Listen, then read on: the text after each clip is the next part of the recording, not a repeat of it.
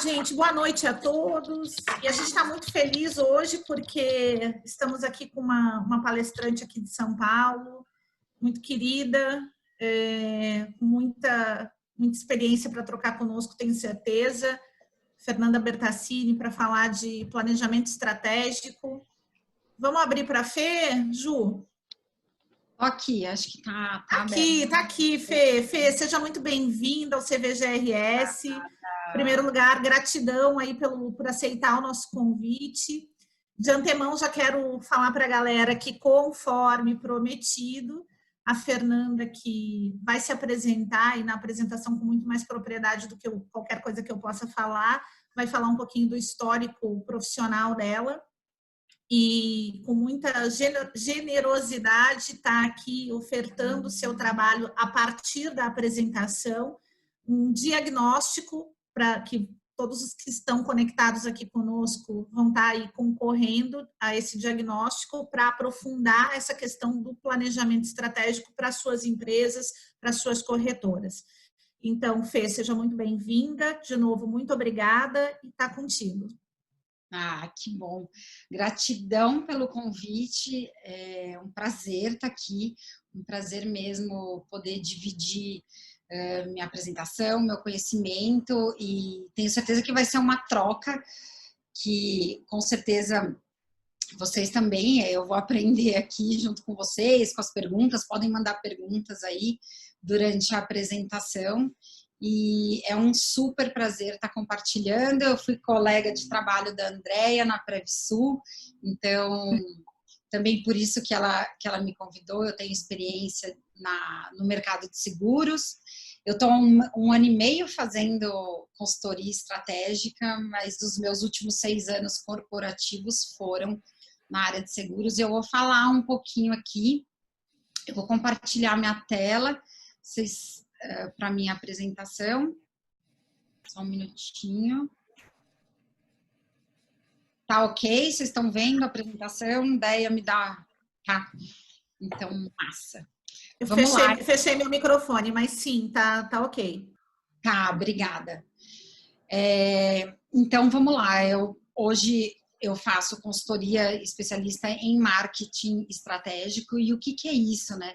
E falar um pouco sobre mim. Então, assim, eu tenho 23 anos de experiência no mercado corporativo, em diversas áreas, em diversos segmentos. O último foi em mercado segurador, né? Eu trabalhei primeiro 3 anos e meio na Previsul, no marketing, quando a Caixa Seguradora tinha acabado de fazer a aquisição da Previsul, e eu fui contratada exatamente para reestruturar e fazer com que tivesse esse olhar estratégico e tivesse uma robustez e profissionalismo nisso. Então, foi muito legal participar, e era focado em seguro de vida. Então, eu aprendi muito sobre seguros na Previsul, inclusive com a Deia, que me convidou aqui. E depois de 3 anos e meio, eu fui convidada pela Caixa Seguradora para ir trabalhar na Matriz, em Brasília. Então, aí eu trabalhei mais 2 anos e meio no mercado segurador, e aí com outra visão completamente diferente, né, que é com o banco Caixa, mas também na área de seguros. Então, de fato, eu aprofundei meu conhecimento aí na área de seguros. E antes eu trabalhei em automobilística. A maior empresa, né, que eu trabalhei foi a GM, que tem um universo gigante, estratégia de marketing incrível. Foi uma escola para mim, e eu pude saber muito, trabalhar com os melhores fornecedores mundiais, né, sobre marketing, comunicação e propaganda. E eu só vou pedir para vocês desligarem o áudio de vocês, por favor, para a gente continuar aqui. Então, eu trabalhei no mercado esportivo, eu já trabalhei no mercado de calçado infantil, então também tenho pós-MBA em marketing, e aí isso já revela a minha idade, né? Mas enfim, então eu sempre trabalhando em diversas áreas do marketing também, às vezes produto, às vezes comunicação, mas sempre muito ligada à área estratégica. Então eu me senti muito à vontade em partir para a carreira solo. Eu pedi desligamento da Caixa Seguradora exatamente porque eu tinha esse sonho de voltar para a minha cidade, que é São Paulo, e também fazer essa consultoria e colocar minha cara aí no mercado sem ser dentro de uma corporação, tá? Então, aí a gente vai direto para o nosso tema aqui, com a importância do posicionamento estratégico antes do digital. E por que que eu e a Déia, a gente conversou muito, ela pediu algumas coisas e me passou um briefing, assim, do que ela achava mais relevante falar com vocês. E a gente sabe que hoje em dia muita gente, todo mundo quer ir para o digital e de fato precisa ir.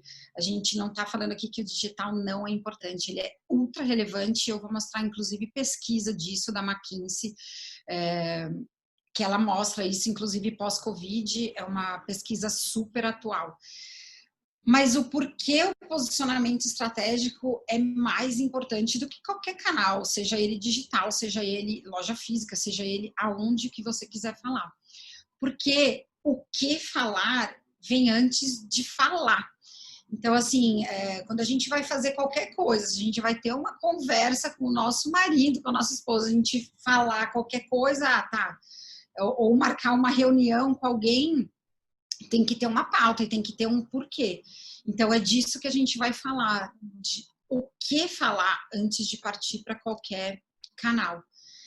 E seja ele em qualquer canal, né? Eu coloquei aqui, pode ser fisicamente ou digitalmente ou qualquer tipo de comunicação.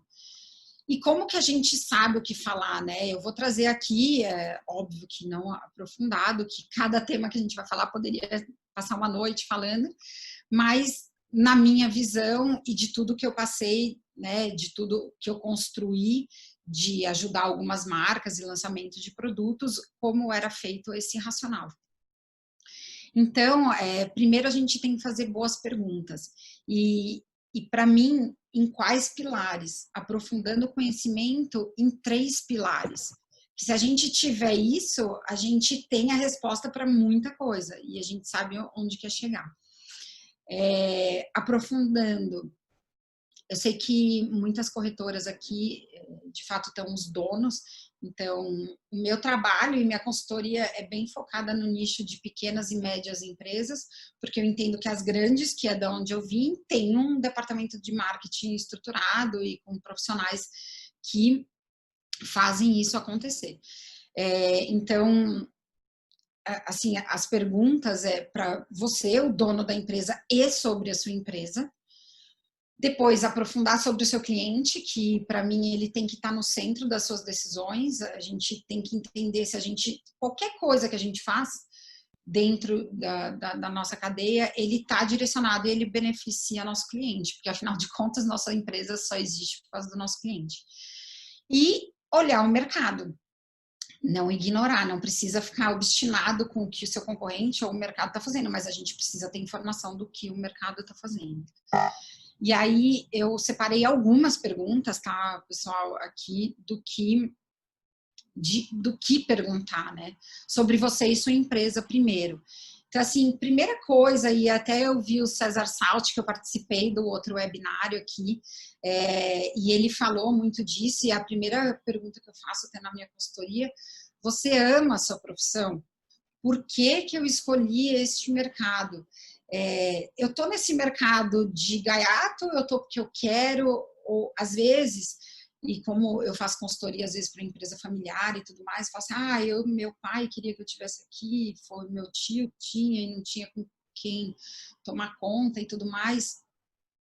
Por que que eu falo que isso é estratégico? Porque quando você ama o que você faz, fica nítido para o seu público, fica nítido para tudo que você faz.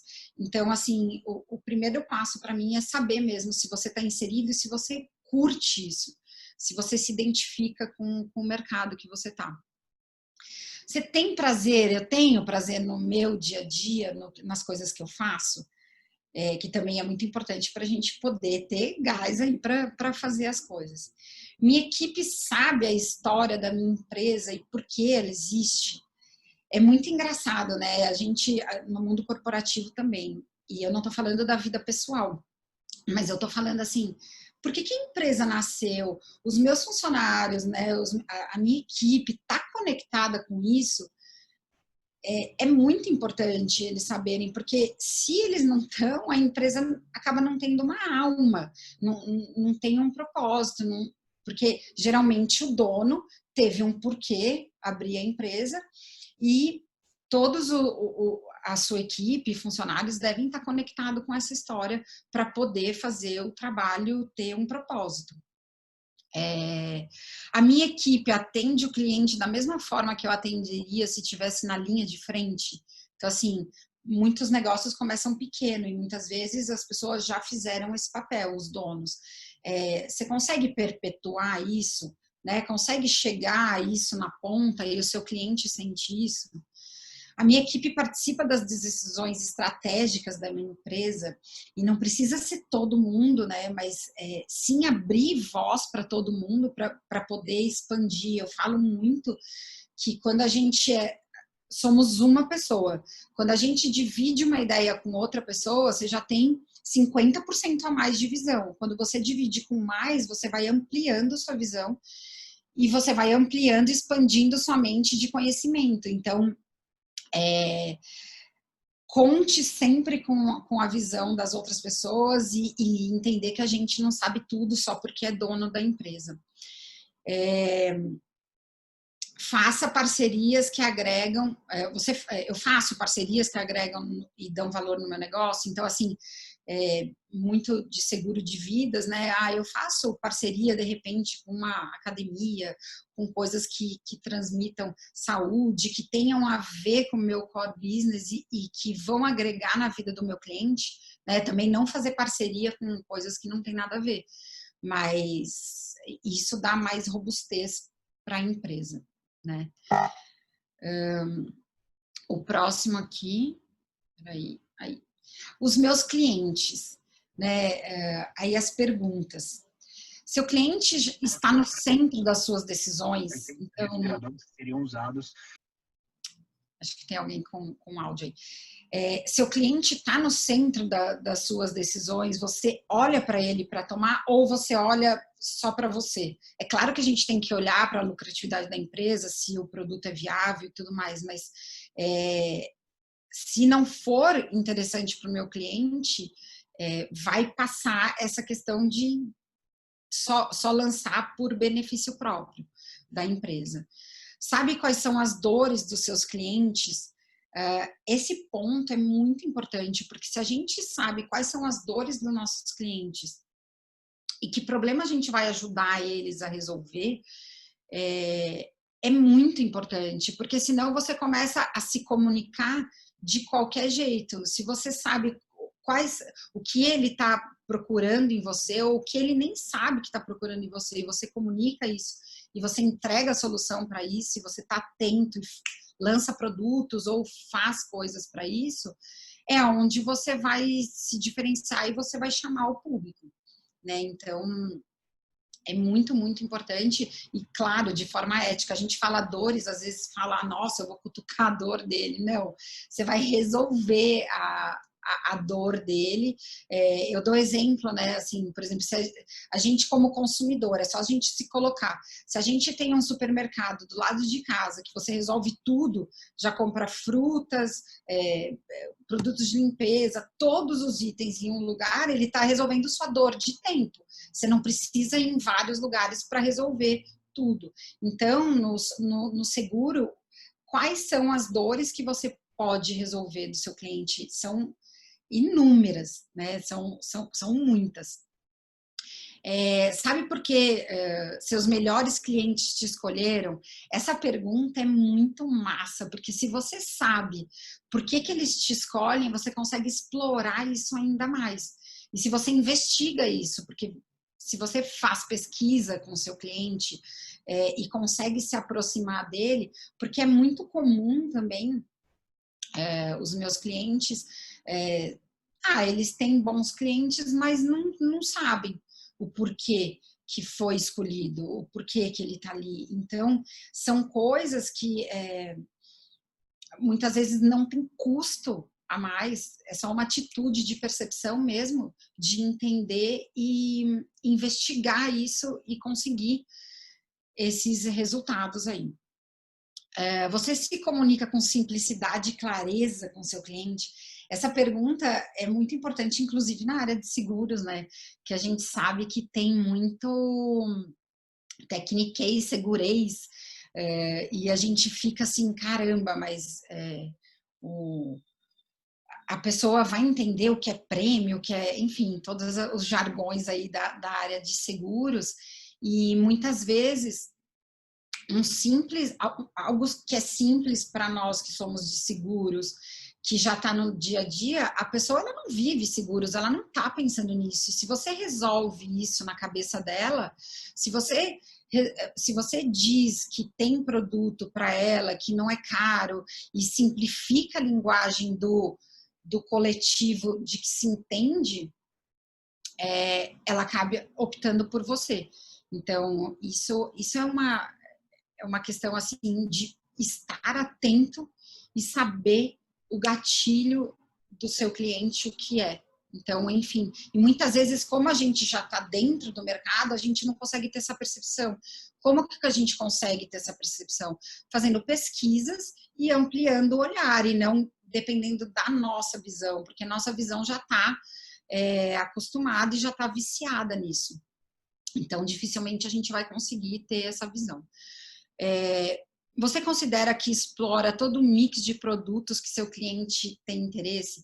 Eu coloquei essa pergunta aqui de propósito, porque eu sei que é uma das coisas que eu já fui em palestras, né, de corretores, e aprendi muito com a Andrea, que está aqui, sobre essa questão de os corretores, muitas vezes, tem um volume tão grande de vendas nos produtos mais commodities que acabam tendo, e eu vou falar no final, e na pesquisa da McKinsey fala isso, o combustível, o petróleo de hoje em dia são os dados.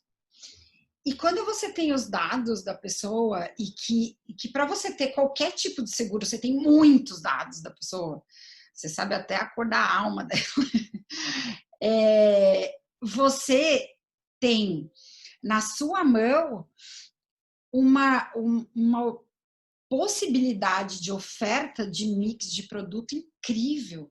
Então, assim, se você sabe que ela é casada, que ela tem filhos, porque ela fez um seguro alto, você obviamente tem que ofertar um seguro de vida e aumentar o seu faturamento dentro da sua corretora. Então, hoje em dia, sempre foi muito alto o investimento de sistemas nisso, como a população está usando. Tem sim muito banco de dados que são mais viáveis hoje e de olho no que você pode faturar e no que você pode ofertar de mix de produto, ele se torna super barato, porque seu faturamento vai aumentar. Então, fiquem super de olho nisso mesmo, até porque estamos vivendo uma crise. Eu vim do mercado automobilístico e trabalhei com seguro alto também na Caixa Seguradora. É um dos segmentos que sofrem, e eu sei que o de vida cresce exatamente porque o Brasil não tem a cultura e a oportunidade é muito larga, e com o Covid agora, eu acredito, e o próprio César Salti falou semana passada, não, no webinário passado, que vem crescendo. Então, aproveitem essa oportunidade, porque difícil os mercados que estão crescendo. Então, como o de vocês crescem, aprofundem mesmo o conhecimento, porque agora é a hora. E de olho no mercado. Então, assim, sua empresa tem algum diferencial de mercado que nenhuma outra tem? Então, por exemplo, eu tenho uma proximidade de atendimento que só eu tenho. Eu tenho uma corretora na minha cidade que eu sei o jeito que as pessoas querem ser tratadas e eu trato elas da forma que elas querem ser e eu dou atenção e tudo mais. Então, para mim, se eu estiver falando bobagem aqui, alguém me corrige, mas para mim o papel do corretor é esse, é o do cuidado, é do atendimento. E muita gente não quer ficar mesmo sem o corretor, porque é a bússola, é o norte. Então, assim, quem vai me dizer qual é a melhor seguradora é o meu corretor. Então, eu acredito nele e eu super indico ter um diferencial às vezes, eu já tive cliente, tá? Que tinha diferencial, mas nem sabia qual era. É muito louco. E aí, a gente juntos trabalhou e tudo mais, chegou nesse diferencial. E quando souber, divulga. Porque também não guarda para você. Fala isso. Cacareje isso no mercado de uma forma saudável, que é tudo que o cliente quer. E aí, você vai estar resolvendo as dores dele. Você sabe seu potencial de crescimento dentro da fatia de mercado que você atua? Isso é estratégia de marketing, é saber de quem... O mercado está crescendo, então eu posso pegar outras pessoas. O mercado está estável, eu tenho que roubar de alguém. Então, qual que é o meu posicionamento diante desse mercado e aonde eu vou atuar? Com que força eu vou atuar nisso? Sabe se o mercado que atua está crescendo ou diminuindo? O mercado em geral, que a gente falou de seguro de vida, ele está crescendo. Massa, comemora e vamos em frente, porque isso é incrível. Sabe quem são os seus principais concorrentes? E aí fazer uma matriz de análise mesmo com você. De novo, não é para pirar no concorrente, copiar o concorrente ou qualquer coisa do tipo. É muitas vezes para aprender com o concorrente, é muitas vezes para aprender o que não se fazer, o que o concorrente faz, o que você não faz, mas primeiro se conheça profundamente para depois fazer essa análise. Porque é muito, muito saudável fazer isso, e concorrente é maravilhoso, né? Às vezes as pessoas ficam achando que concorrente é ruim. Concorrente é maravilhoso, significa que tem mercado e significa que se você for mais profissional, pode ser que você ganhe mais clientes com ética e estratégia mesmo. Você tem o hábito de fazer um planejamento estratégico e depois executá-lo? Porque o planejamento estratégico é muito importante se fazer, porque quem não sabe para onde vai, qualquer lugar serve, né? Então, assim, vamos caminhar, vamos indo. Recalcular a rota é outra coisa. Por exemplo, todo mundo agora, todos os mercados do planeta estão recalculando a rota com o Covid. Agora, não ter nenhum planejamento também não é uma alternativa, pelo menos para mim. Assim, não existe não ter um planejamento. E depois que você faz o planejamento, você executa. Porque isso até nas grandes empresas, acreditem ou não, às vezes faz um planejamento, eu vou abraçar o mundo, e às vezes não consegue executar. Então, com um planejamento que seja viável e transformar, colocar a mão na massa e de fato realizar e fazer acontecer, tá? Então, algumas perguntas, óbvio que tem um monte de perguntas para se fazer, mas eu também não quero me estender aqui. E aí eu digo, né, que olhando para tudo isso de verdade, com verdade e coragem, porque para se olhar a gente tem que ter muita coragem e tirar os diagnósticos, né? Igual a gente fala de autoconhecimento. Nossa, é lindo falar que a gente se conhece, mas dói. O processo de se conhecer dói. E aí nem todo mundo está disposto. E da nossa empresa a mesma coisa. Então, quando a gente aprofunda o olhar, vai ver que tem coisinhas feinhas, ok. Ninguém é perfeito, ninguém sabe tudo, ok ter coisas feinhas, ótimo, porque dá pra gente melhorar. Então, e tem oportunidades, né, de melhoria. Aí sim a gente pode comunicar a sua estratégia em qualquer canal, inclusive no digital. Para a gente não ir para o digital falando bobagem e falando coisas que não são relevantes. Eu vejo muita gente com conteúdo ou prolixo, ou que o cliente não quer saber, ou que não tem um gatilho, ou que nos primeiros segundos não fala logo que o cliente quer ouvir. As pessoas estão muito ágeis e muito exigentes mesmo. Então, se a gente for para o digital e falar qualquer coisa, a gente dá um tiro no nosso pé. Então, por isso que esse é o tema da nossa palestra. E eu sempre digo que a melhor estratégia de marketing será sempre a verdade. Por isso que o autoconhecimento da sua empresa é tão importante para falar a verdade. E qual é essa verdade? Tem que ser a sua verdade e tem que entregar mesmo o que se fala, porque eu sempre acreditei nisso e sempre fui muito adepta à verdade. Só que hoje em dia, quem não é, vai morrer. Porque, assim, ficar como marqueteiro inventando coisas é um tiro no pé. O consumidor não tolera mais isso. As redes sociais, elas falam sim de você, seja um bem, seja positivo, seja negativo. E, enfim, assim, se a gente não prometer uma coisa e não entregar, é tiro no pé. Então, para mim, a estratégia de marketing, sempre a verdade, ela é a melhor. Então, aqui eu coloquei alguns exemplos que, assim, a gente está na era de conteúdo. Então, as empresas que estão mais antenadas, seja ela de que tamanho for, tá, pessoal? Qualquer tamanho. Eu digo minha consultoria, sou eu e minha irmã, a empresa. A gente sim está começando pequeno para depois expandir, desde uma grandíssima empresa, uma multinacional e tudo mais. As empresas, elas estão preocupadas em entregar conteúdos. Então, conteúdos que são relevantes para o meu negócio. Então, entregue conteúdo de valor para o seu cliente, para o seu prospecto, porque às vezes ele já é cliente, às vezes é seu prospecto. Então, e aí eu coloquei alguns exemplos, né, para seguro de vida, casos de famílias felizes e transformadas por terem seguro de vida. Eu já vi muitos casos, né, de que a morte na família, mas ela só se reconstitui porque tinha um seguro. Então, usem esses cases. É lógico que você precisa da aprovação das pessoas para fazer um marketing de verdade, humanizado, mas sempre vai ter alguém disposto a fazer isso.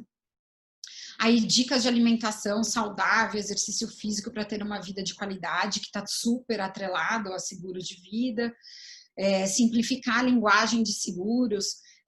Não acho que isso é um papel só das seguradoras.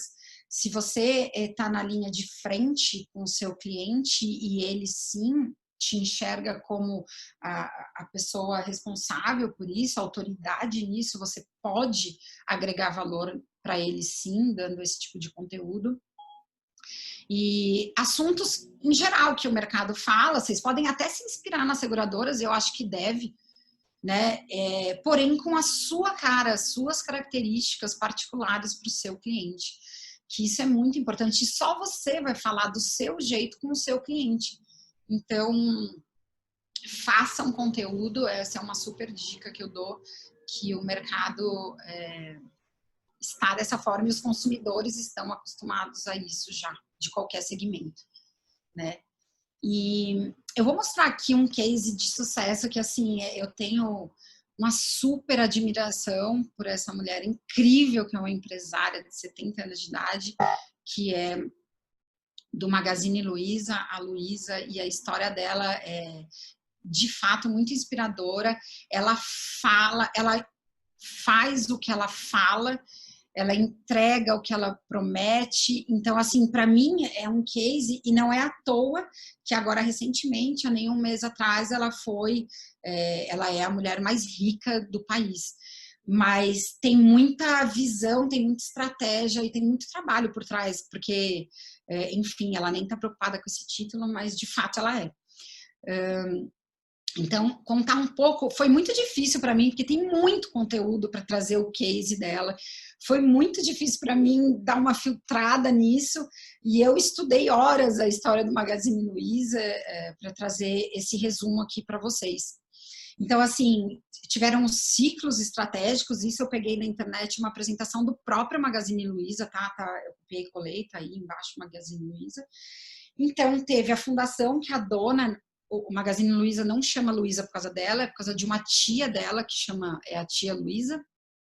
Não sei se todos sabem, mas não vou aprofundar nisso. E essa tia pediu, sim, a ajuda dela para tomar conta da loja, que já tinha, era outro nome, depois eles vieram a batizar e depois cresceu o negócio. Mas a Luísa Trajano, ela sempre teve um ímpeto de vendas, então ela sempre esteve atrás do balcão, então ela vivenciou desde muito nova, ela tinha 18 anos, mas ela vivenciou e sabe na veia o que é, e tem a veia empreendedora, inovadora, ousada, uma mulher ousada, acho que é a palavra mais que define ela. Então, ela alavancou, começaram a expandir as lojas no interior de São Paulo, e isso foi tomando proporções que depois, lá em 2009, que eu não vou estender aqui muito a história, brasileira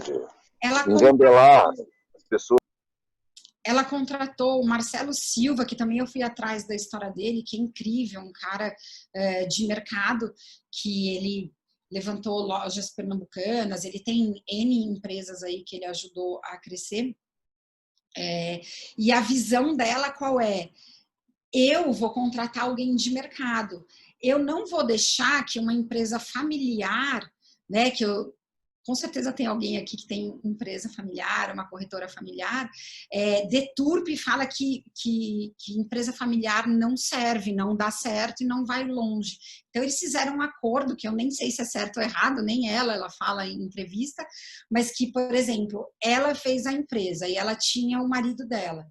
Ela não podia chamar o marido para trabalhar na empresa.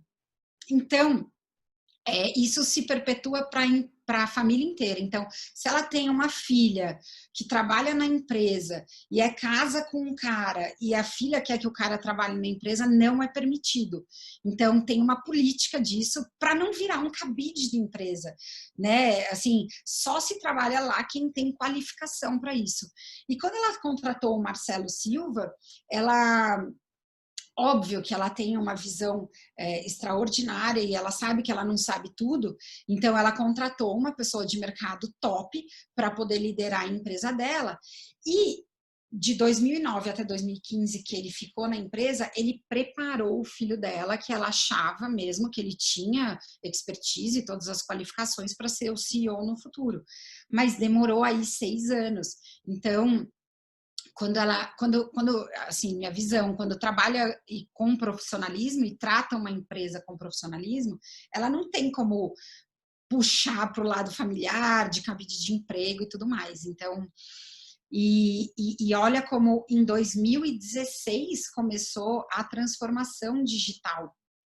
Então, hoje falar que ela está bombando de vender com o Covid, ela fez isso há muitos anos atrás, e eu vou mostrar um case aqui, que ela já fez isso em 92, numa loja virtual. E aí eu peguei aqui de uma apresentação, quando a Magazine Luiza fez 50 anos, quais são os pilares estratégicos dela.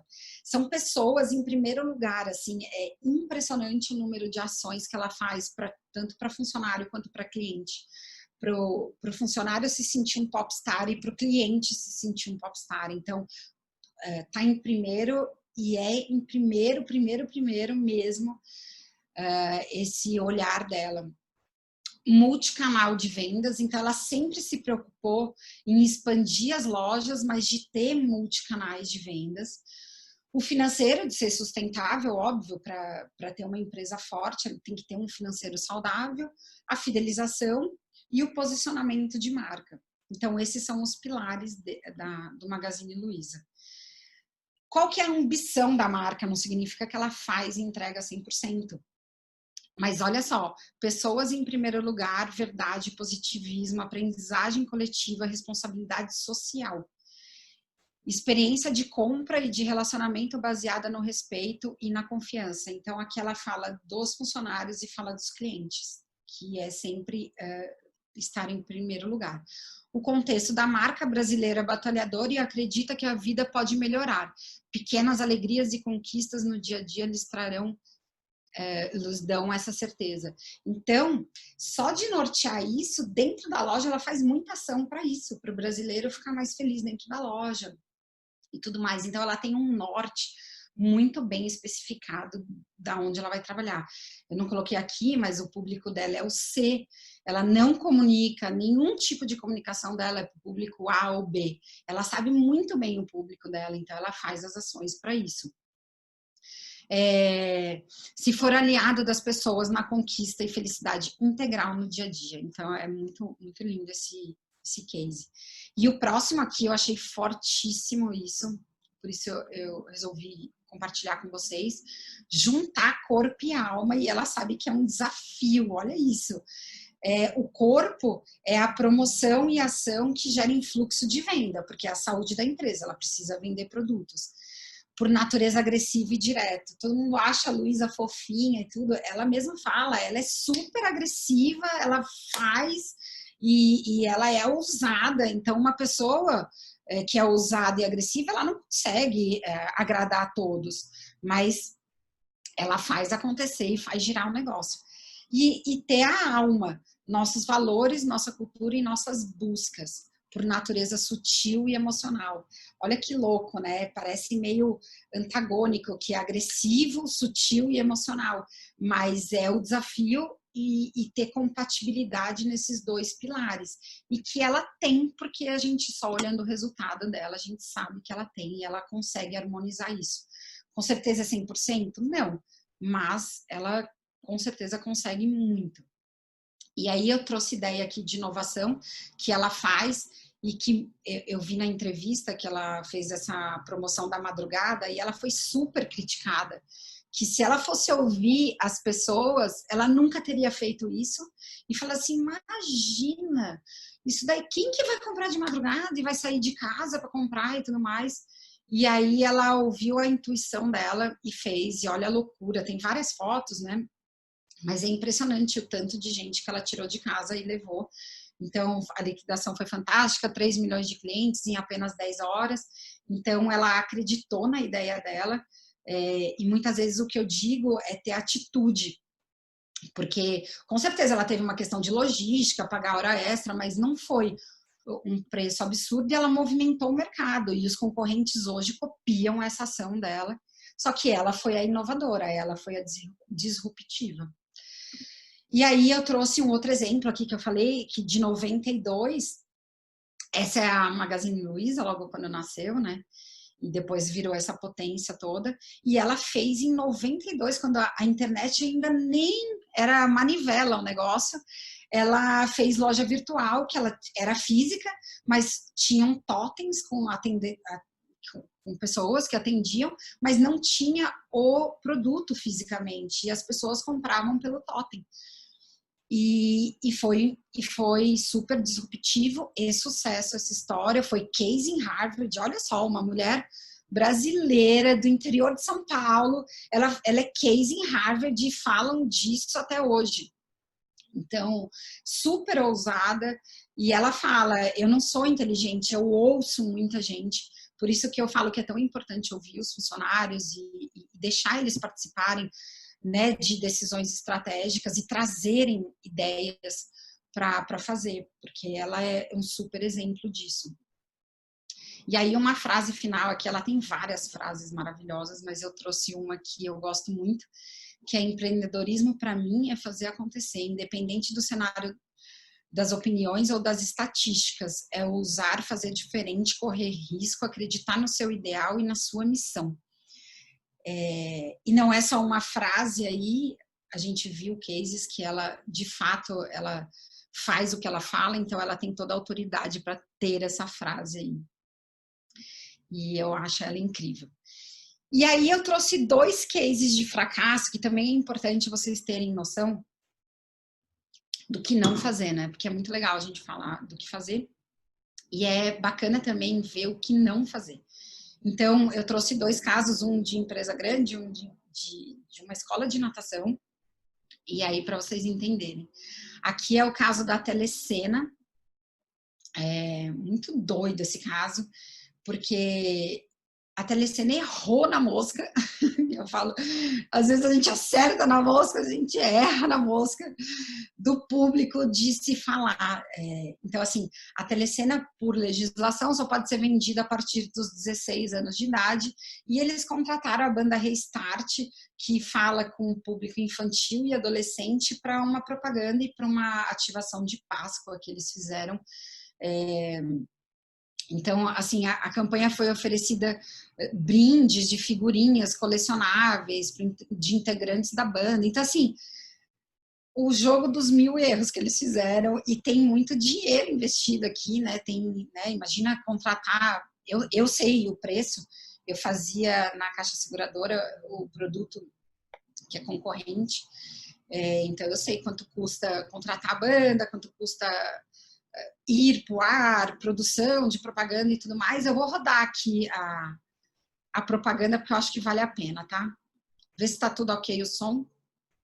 Eu conheci uma telecena diferente, me apaixonei porque é pra gente como a gente. Nunca pensei que pudesse viajar, ir pra Orlando pro meu sonho realizar. Só fazer faculdade, ser feliz e aprender a dirigir.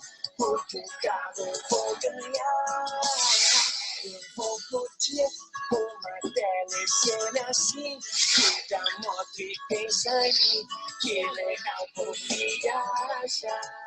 Prepara a mala com a minha roupa, eu vou pro Orlando com a telecena, é pra levar um acompanhante pra gente zoar. Imagina só que viagem doida, até minha avó vai ficar bem louca. Ganhei na telecena e agora eu vou voar.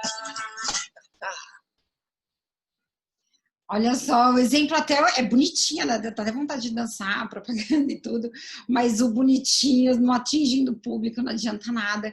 Então, eles foram até, a propaganda foi tirada no ar pelo CONAR, porque ele dá carro, dá moto, vai dar moto para quem? Para que tipo de público? Enfim, então, eles erraram muito nessa propaganda e tem uma cadeia, né? Tanto as pessoas da empresa quanto a agência, tem muita gente envolvida para aprovar uma propaganda e ela passou. Aqui o outro exemplo. Eita, não vamos ver de novo. É uma escola de natação. Olha só que infelicidade. E como isso, eu quis trazer um caso de um negócio pequeno para dizer que quando a gente erra, independente do tamanho que se é. E essa é da nossa terra, Fê. É da terra de vocês me desculpem, mas foi o caso. É da nossa terra.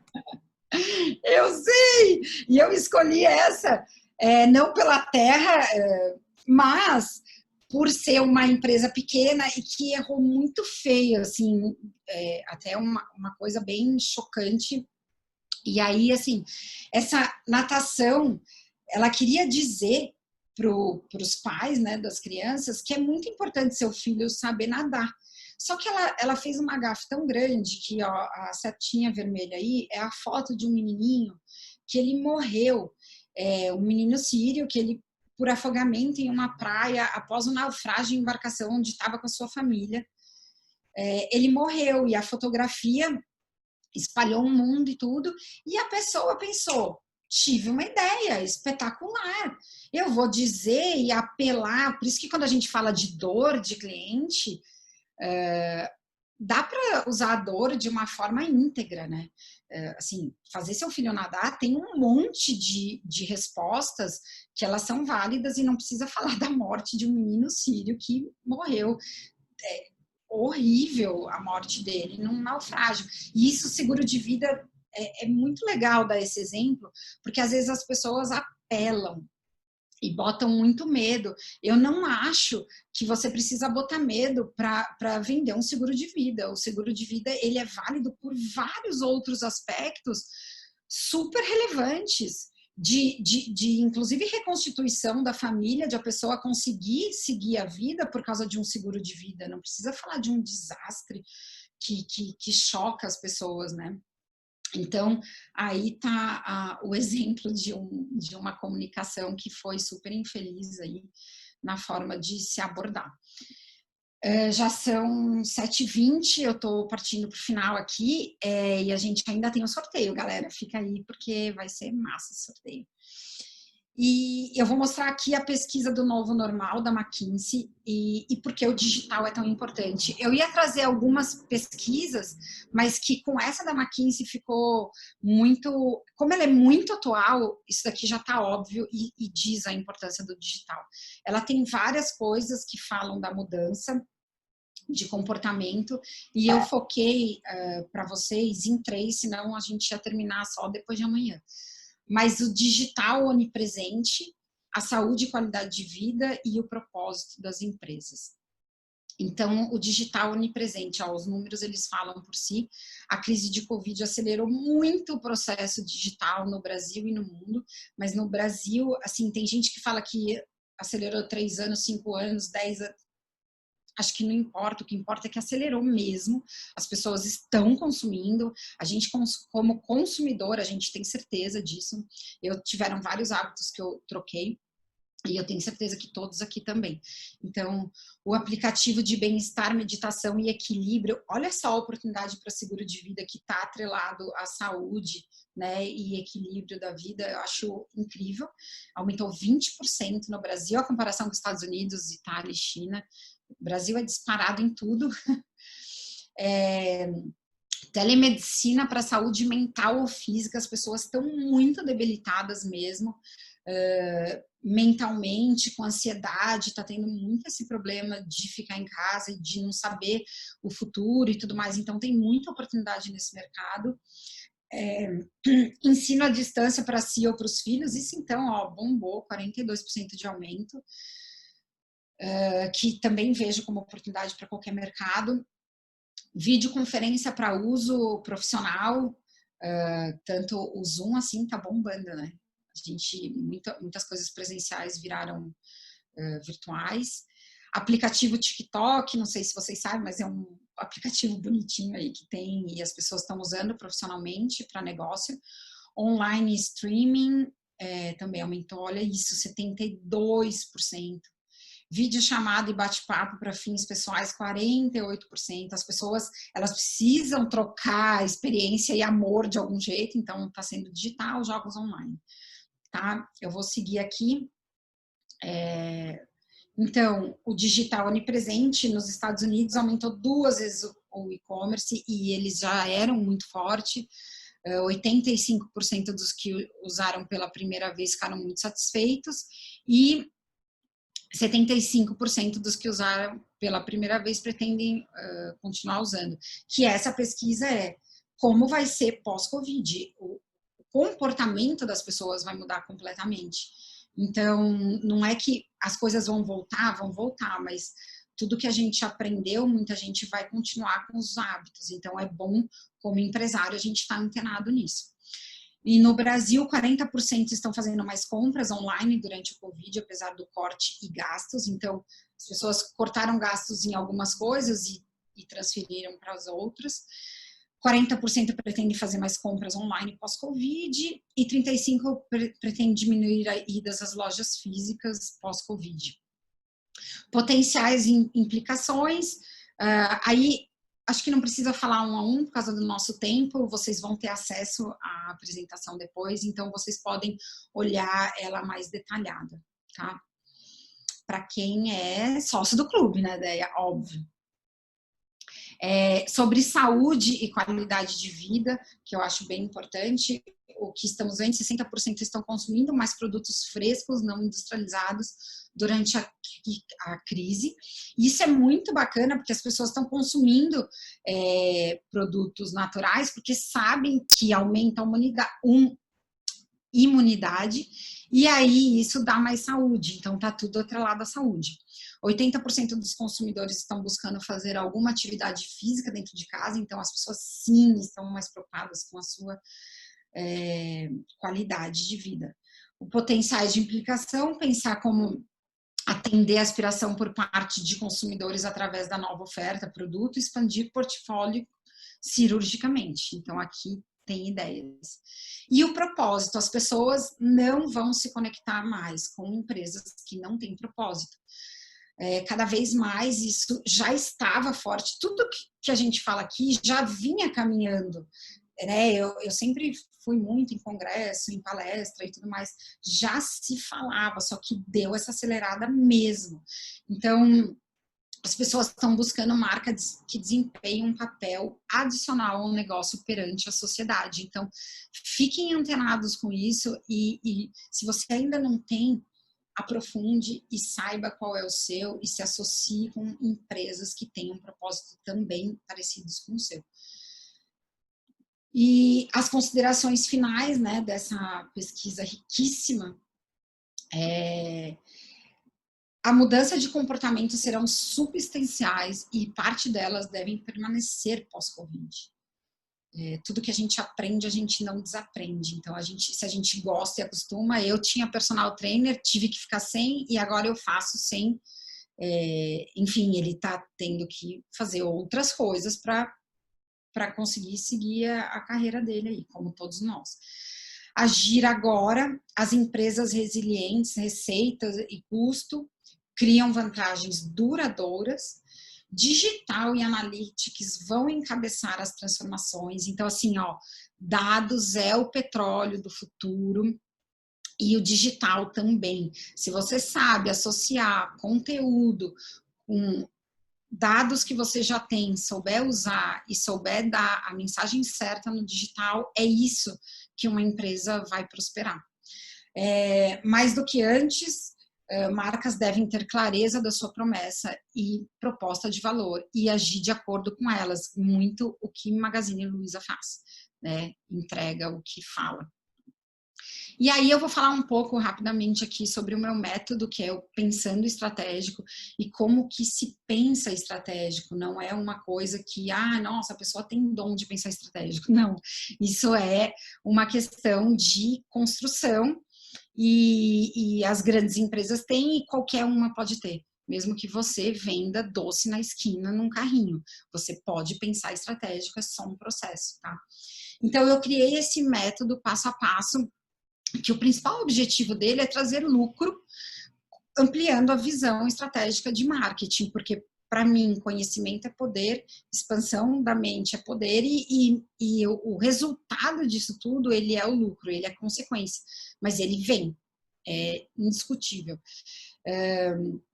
E ele está baseado em toda a minha carreira, todo o meu aprendizado que eu tive aí durante todos esses anos. E ele tem 3 fases, tá? Por isso que eu digo que é simples.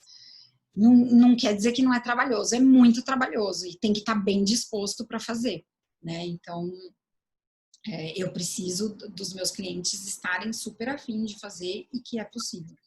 Então, primeiro tem a visão, depois o planejamento estratégico e depois a execução. Então, eu vou falar um pouquinho sobre eles. O alicerce do negócio é a visão, porque você não consegue mapear nada se você não tem uma visão clara do seu negócio. Então, você expande a consciência sobre o seu negócio e tem método, e tem um passo a passo, tem exercícios para se fazer para chegar a isso. E a minha proposta da consultoria é fazer junto, passo a passo, né, para a gente poder ter um raciocínio estratégico. E eu digo que quando a gente tem esse raciocínio estratégico, depois não vai mais precisar da minha consultoria. Por quê?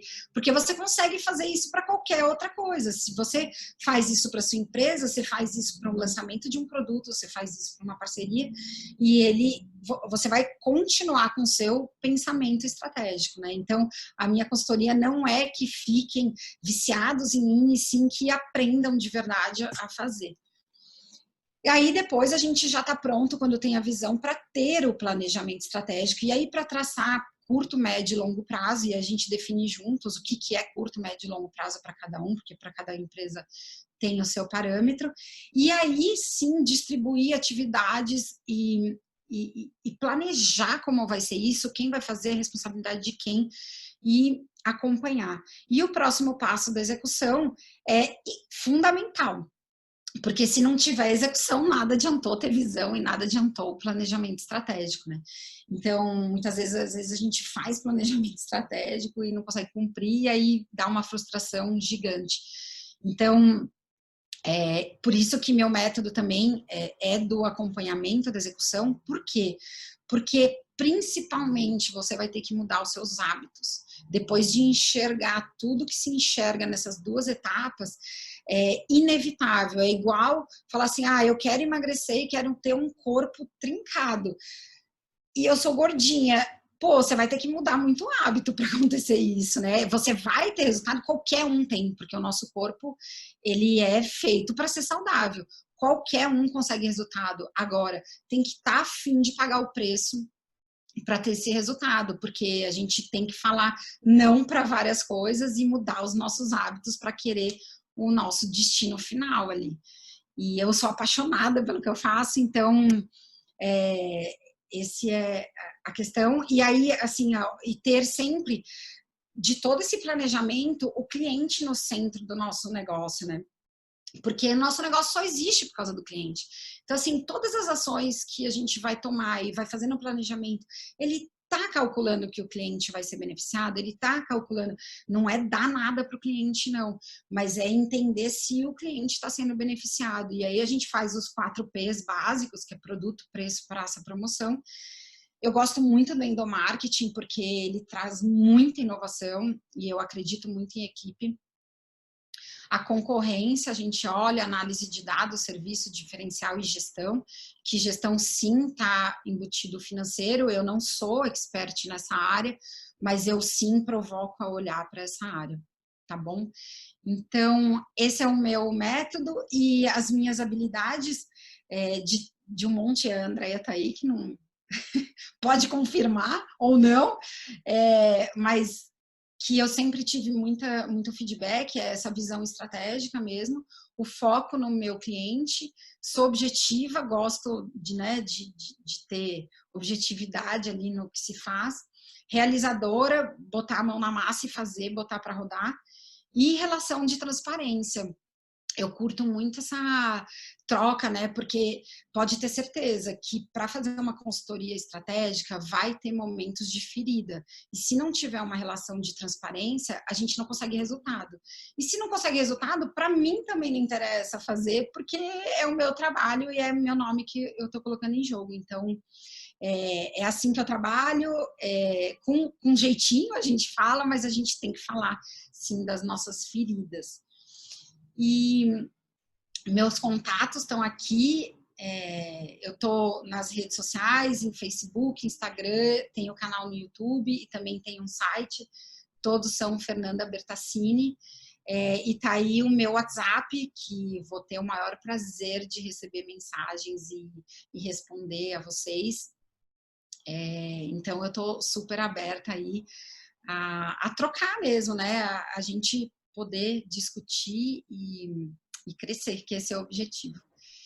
Certo, Déia? É isso, minha apresentação. Muito obrigada mesmo pelo convite. Estou lisonjeada de estar aqui e poder dividir um pouco. Então, eu anotei várias coisas aqui e eu estou apavorada com a quantidade de pergunta que chegou, Fê. Apavorada e feliz, né? Porque eu vou ter que te jogar e a gente vai ter que fazer esse bate-bola aqui. Mas eu queria antes, assim, dar o meu testemunho, né? Porque eu tive a felicidade de encontrar profissionalmente a Fê e poder trabalhar alguns anos diretamente com ela.